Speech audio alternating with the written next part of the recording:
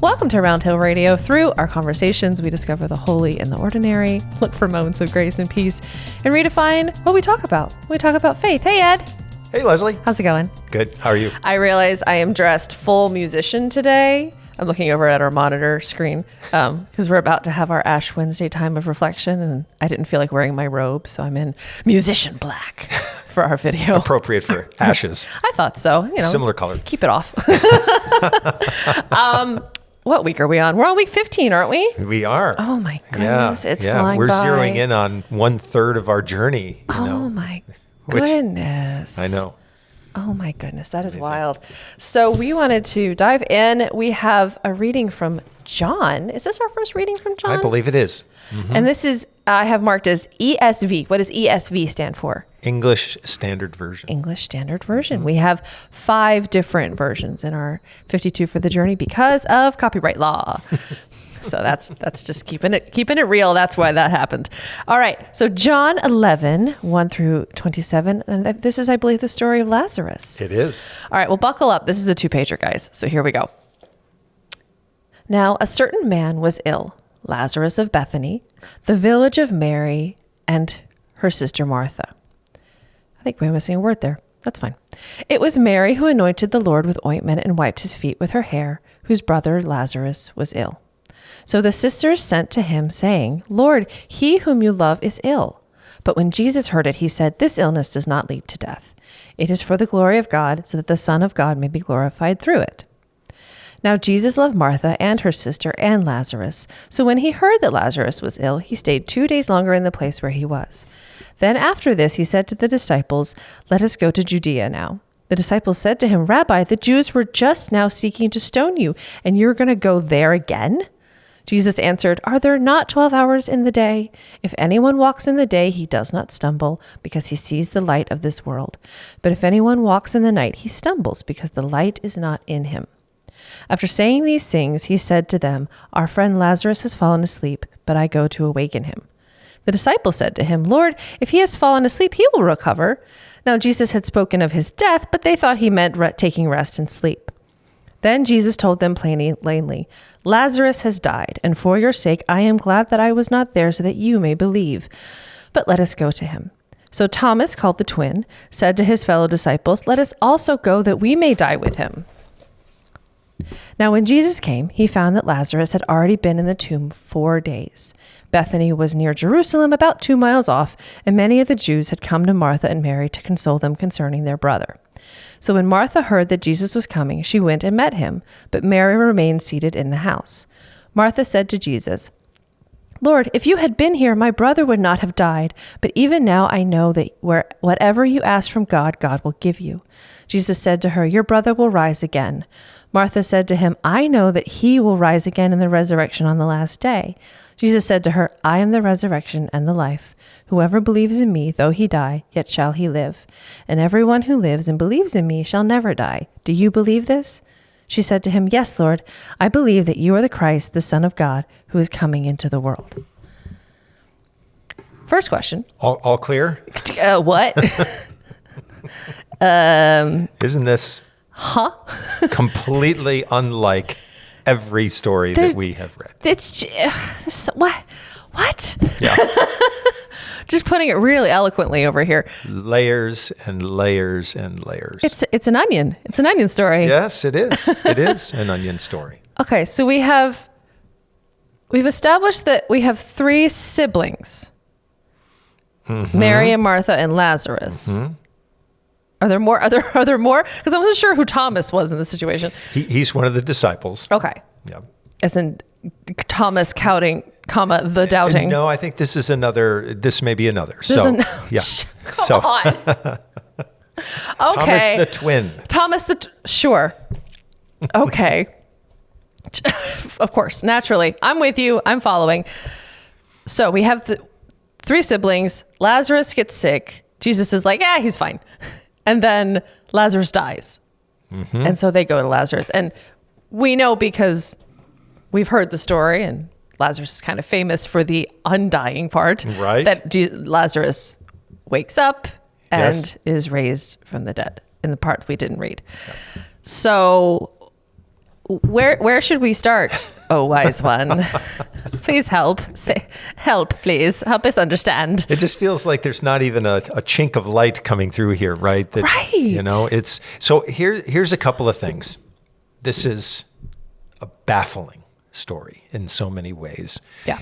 And one of the reasons it can feel baffling to modern readers is that we want it to be a story of compassion. Yes. Straightforward story of compassion where someone who mattered a lot to Jesus dies. Mm-hmm. We want Jesus to drop everything immediately, go directly to the source of the issue, make it right, and then it becomes a healing story like a lot of the other healing stories. Sure. Right? So one of the things to notice about this story, though, is that you've got all of these personal names. You know, a lot of times there are names included on occasion in the healing stories, but there's a simplicity to those stories. They're usually quite brief. This is 27 verses long, right? It's a very long story as stories go in the gospel. When you think about it, most of the stories, the little episodes in Jesus' life, they happen pretty quickly. Right. So this has a lot of detail. All right. So that's one thing we notice about it. I'm just going to point out some things. I like it. So it's taking up a lot of real estate. And there's in the gospel. Right? So there's a lot. And this is not unlike John. The Gospel of John is a unique gospel. Matthew, Mark, and Luke are typically called the synoptic gospels. Right? It comes from this word which means you kind of see together. So there's a lot of commonality. They've borrowed from common sources. Okay. And sometimes they really look and feel like one another. So synoptic meaning the three of them resemble one another. Correct. So each, okay. They've borrowed material. They share what may be a gospel that there's actually a gospel source that we don't have, but they seem to have shared it. Okay. And John's material, there's a lot of really unique material, and it tends to be inclusive of longer stories. Okay. That take time to unfold. Got it. That's another thing we're not used to. No. Right? Yeah. There's usually an interaction. Someone's desperate. Someone needs help. Very brief interchange between Jesus and that person, then we move on. Right.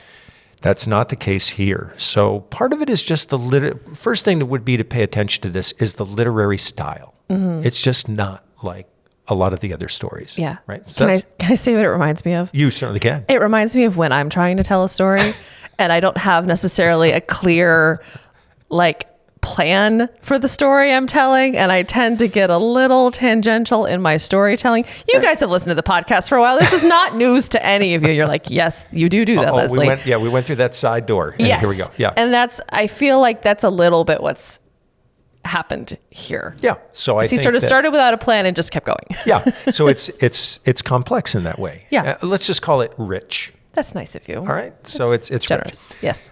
Point out just one other thing. You notice that there's the use of the term the Jews. Yes. Often used in a negative or pejorative sense in the Gospel of John. So by the time John is written, it seems like a pretty serious rift has taken place between the church as it's developing and those who are rooted in the Jewish tradition and have remained in the Jewish tradition. So now we have the church moving away from that. Okay. And it is not a pleasant departure one from the other. Right. So John's gospel will often include reference to the Jews in ways that are distinctly negative. Okay. And this text kind of balances on that a little bit because there's a reference to Jews consoling Martha and Mary. Right. But there's also a sense that Jesus is going back to an area where the Jews are somehow opposed to him. Now, he's Jewish. Right. Right? And so everybody in this story is. Right. But you notice that the person writing the story has begun to craft it in a way that makes us see them as somehow different from the Jews. That he's othering them, as is sometimes said. Yeah, that would be a good way of phrasing it. So it's good to just be aware that that's part of the dynamic in the story as well. The last thing I would say about the story is that in the Gospel of John, there are several stories that scholars refer to as sign stories. Which means that their purpose is not to tell a story like we like a story to be told. Okay. It's because there are all of these deep hidden layers going on. So to put it in a nutshell, One scholar has said that this story is not about Lazarus. This story is about Jesus. This is Okay. not even primarily about Lazarus' death. It certainly is about that. Sure. But if you notice, most of the information in this story is about Jesus' death and resurrection. So he refers back to himself consistently. And in fact, there's this horrible line. If you're reading it as a straight up compassion story, Right. this doesn't make sense. It doesn't give it Now, to us. Jesus loved Martha and her sister and Lazarus. All right. So when he heard that Lazarus was ill, he stayed 2 days longer in the place where he was. I'm sorry, but that doesn't seem like a appropriate sense of urgency. I was like, was he supposed to stay 5 and he shortened it? Like, And by the time he gets there, it's 4 days. right. Right? So a lot has gone wrong in that time. And you would think that was the whole point of the story. Actually, you're kind of increasing the drama, building the drama, right? He was sick. Now he's dead. Now he's been dead for 4 days, right? It just gets Right. worse and worse and worse. Right. But the point seems to be to constantly ask the question, how is Jesus being seen through this whole episode? Seen by us or seen by the disciples? Seen by the reader. Okay. Yeah. And so, again, going back to our compassion theme, we want this to be a story about it's Jesus' heart. And he cares, and he can liberate this man from death.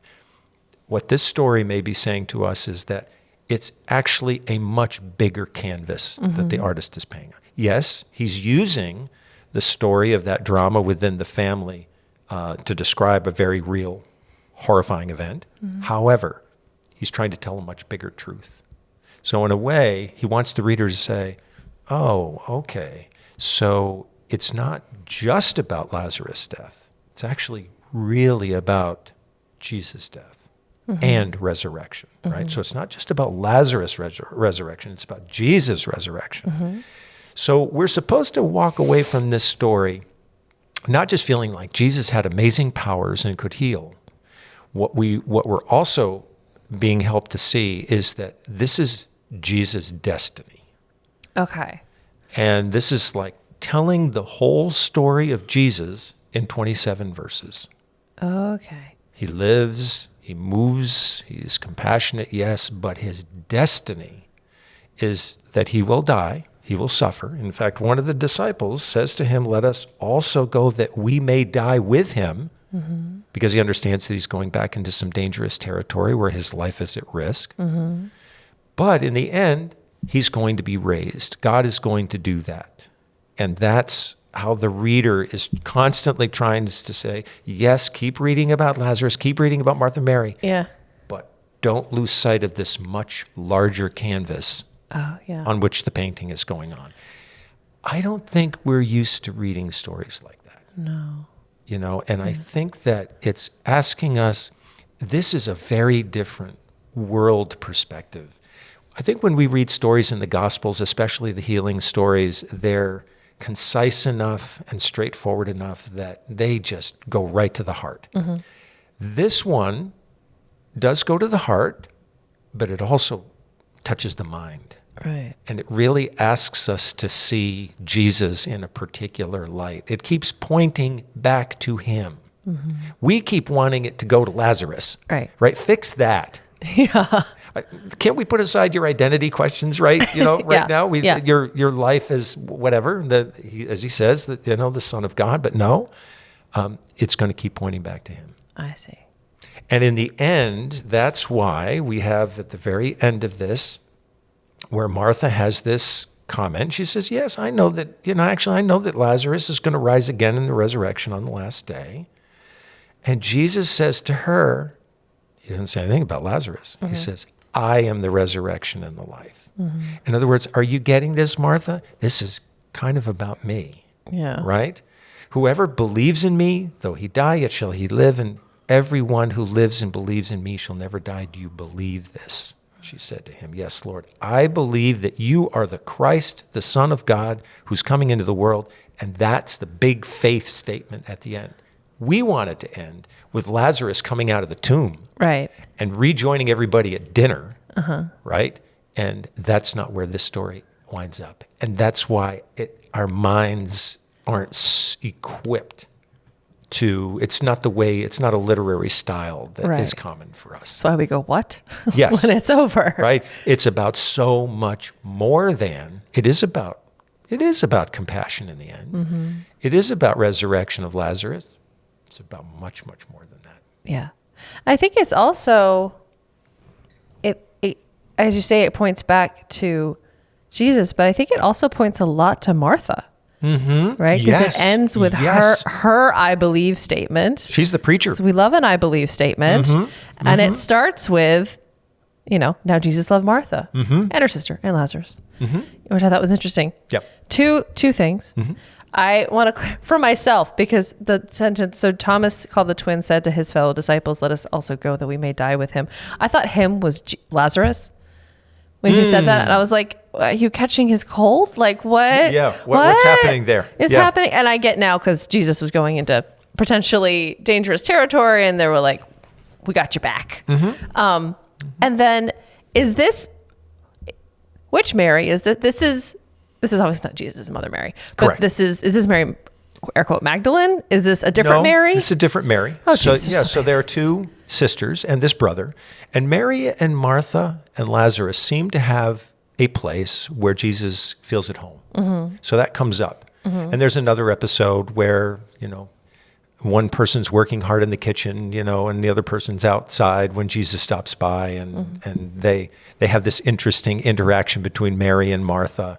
There's almost a little bit of tension between the two of them. But Jesus goes to their home, it seems, for some respite. Okay. That's the sense that we get. Yeah. This is a safe place for him, which is interesting because actually by going back to their home, he's also going to a region where his life is placed in danger. So it's not exactly the safest of locations, but that's where he seems to find some connection. Because his friends are there, so he'll risk it for his friends. His friends, yeah. And so that heightens the drama, right? Because now, and he will weep in this story.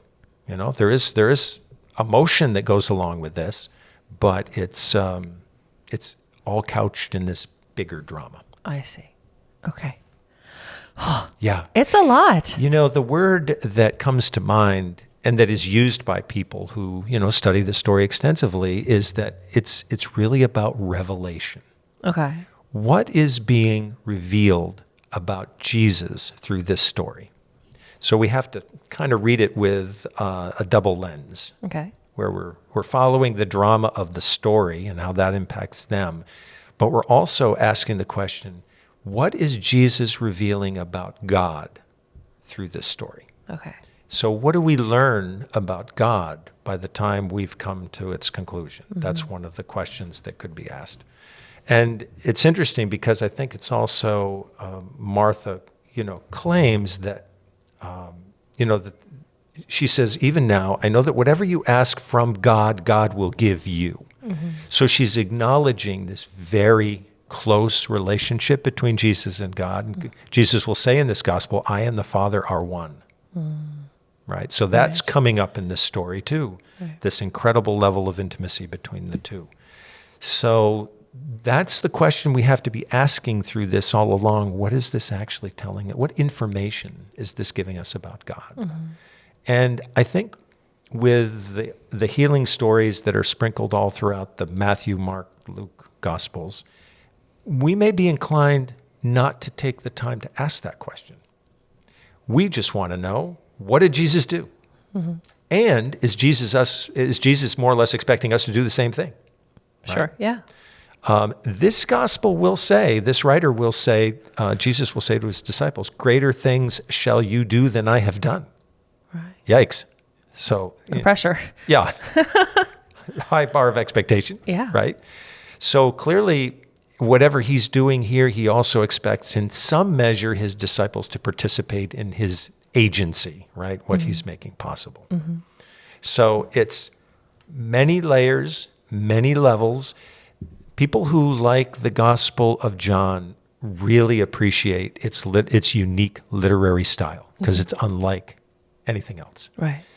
People can also be very frustrated by that. It's a little bit more like reading poetry than prose, because poetry doesn't always come at things head on. Mm-hmm. It's kind of from this angle, right? And I think that's what's happening here a little bit. So I know this was supposed to be a turbo cast, which is a quick podcast. But if we're being expected to do greater things, how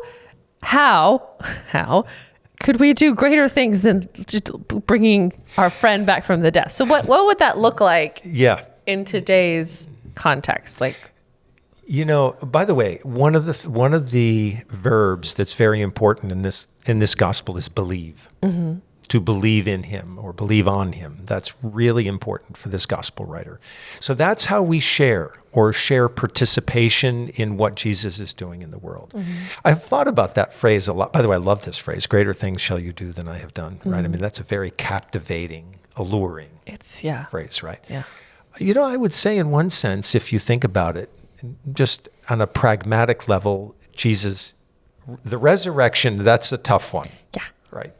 However, if you think about Jesus healing, think about and his healing ministry, which was so predominant. Think about the hospitals over the centuries that have been founded in Jesus' name. I remember when I was living in Edinburgh, Scotland, I was a pastor there, and I used to have to go to the local hospitals to visit parishioners. And when I would walk into the main area of the hospital, there would be all of this dedicatory language on the walls about why the hospital was founded and by whom and who were the donors, and often, done in the spirit of religious faith. Like, this hospital was founded because people had faith in God, and this is what they were continuing the healing work of Jesus. So then you think about all the people healed, saved, released from suffering, and then all of the experimentation, the scientific discovery that came along with that. Does that in a way qualify as, here are people who've done greater things? I love that. Right? They've taken this initial energy and just expanded it and then brought it all over the world. And the way that science and that energy of exploration and that science of curiosity has healed things that would have been resulting in death. Yes. Now result in long life is a resurrection of its own. And there are, not in John, but there are a couple of places where it's clear, it says that Jesus could complete or undertake no healing there, meaning particular region, either because there was resistance or people wouldn't give themselves to him and his message, whatever the reason. But so, there were times when he was blocked. Yeah. So I just think about that as one example of how the healing ministry of Jesus, which may have occupied as much as 60% of the stories told about him. Wow. Minimally, depending on who's counting. It could be even more than that. Wow. Yeah, it's that much. And think about all of the people across the years who've carried forward that spirit, literally touching billions of lives, right, over the centuries. That's so and I would say that this story in particular has probably been one that I'm sure inspired people, to enter the medical field or the healing professions in some way. Mm-hmm. Maybe not understanding what in the world this story was about. Right? But nevertheless, seeing the mystery of it. I guess that's the last thing I would say about this. Yeah. There's a lot of mystery in this story. Yeah. It's just not going to yield itself easily. Mm-hmm. And, it wants us to engage it. And if we're baffled by it or uncertain by it or perplexed, great. Yeah. That's the starting point. And I think that from there, who knows what we might discover about not only who Jesus was and what mattered to him, but what he's trying to reveal about God. Right. Wonderful. Thanks, Ed. What a passage. And this was one of the ones that was recommended when we were doing the choices. Oh, this was a community submission? I did not choose this. I love it. But yes, someone in our congregation chose this. So I'm glad that it's here. I'm glad that it's here too. I wish I could say, oh, it all makes sense now. But maybe it's okay that it doesn't. I'd be so disappointed if you said that. I can't. So don't be disappointed. Well, thank you guys so much for joining us today. Round Hill Radio is brought to you by the friends and members of Round Hill Community Church. For more information, please visit roundhillradio.org. If you enjoyed this podcast, There are a few things that you can do that would make a big difference to us. Like the video, subscribe if you aren't, and click the notification bell and select all. Thank you.